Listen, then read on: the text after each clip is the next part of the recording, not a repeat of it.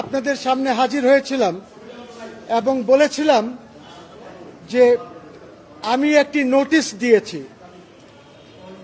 এই নোটিশে আমি সরকারকে এবং রেজিস্ট্রারকে বলেছি যে 106-এর রেফারেন্স, যে রেফারেন্সকে দেখিয়ে ওথ নিয়েছে সরকার, এইটা আমি চাই, আমাকে আপনি দেবেন।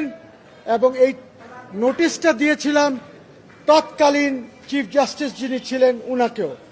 এখন আমরা যেটা করেছি, আমরা কোনো রিপ্লাই পাই নাই, চিফ অ্যাডভাইজারের কাছেও পাই নাই, আমাদের আসিফ সাহেবের কাছে পাই নাই, রেজিস্ট্রার জেনারেল কিছু বলে নাই, এবং প্রাক্তন চিফ জাস্টিস উনিও কিছু উত্তর দেন নাই, বলেন নাই। কাজে আমাদেরকে এই রিট পিটিশন ফাইল করতে হয়েছে।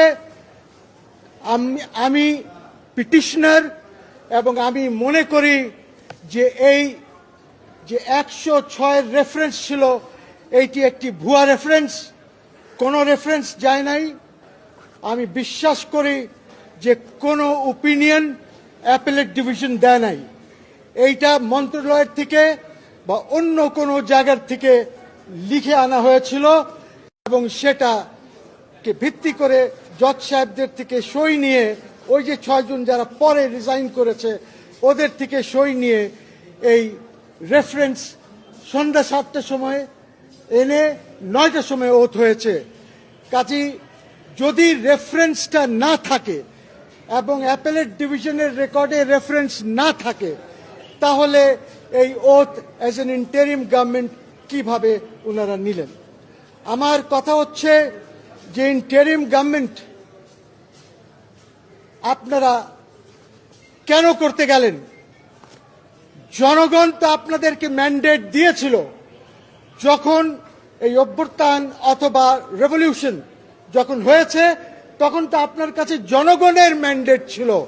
আপনার তো অ্যাপেলেট ডিভিশনের ম্যান্ডেটের প্রয়োজন ছিল না।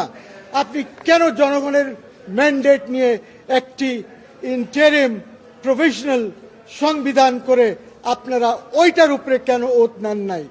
আপনারা এখন একদিকে বলছেন যে আমরা সংরক্ষণ করব সংবিধান, একদিকে আপনি অ্যাসেম্বলি পার্লামেন্ট ডিসলভ করেছেন, একদিকে আপনি কিছু অ্যাপয়েন্টমেন্টস করেছেন। তো কি সংরক্ষণ করছেন?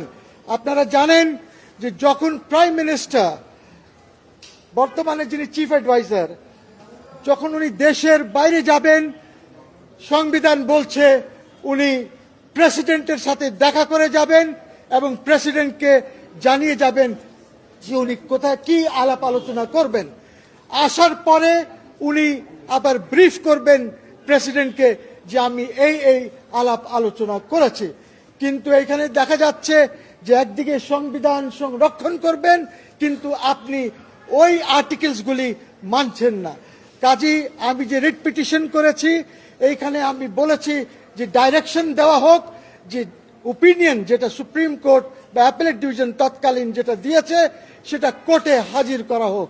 আমরা দেখতে চাই যে কি রেফারেন্স ছিল এবং কি ওপিনিয়ন দিয়েছে। সো এই মর্মে রিট করেছি।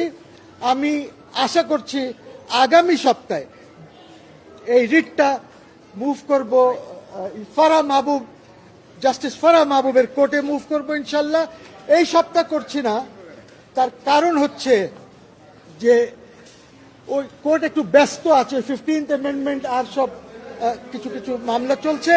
কাজে এই সপ্তাহ করব না, আগামী সপ্তাহ। আমার রিট পিটিশনের নাম্বার হচ্ছে 14,041-20-24। রেফারেন্স দেখতে চাই, আর যদি রেফারেন্স না থাকে আমরা এইটাও বলেছি যে তাহলে একটি ইন্টারিম কনস্টিটিউশন, প্রভিশনাল কনস্টিটিউশন করে সরকার চলুক। আমার ইউনূস সাহেবের বিরুদ্ধে কিছু নাই, কারোর বিরুদ্ধে কিছু নাই, কিন্তু আমি যেটা চাচ্ছি সেটা হচ্ছে যে কোনো ব্যক্তি রাষ্ট্রের সাথে কোনো ফ্রড করবে না। এইখানে যদি এটা প্রমাণ হয় যে ফ্রড হয়েছে, যারা রাষ্ট্রের সাথে ফ্রড করেছে তারা জনগণের সাথে ফ্রড করেছে, এবং এই ফ্রড কিভাবে হলো, কেন হলো, এটা প্রয়োজন হলে আমরা ক্রিমিনাল মামলাও করব যারা ফ্রড করে।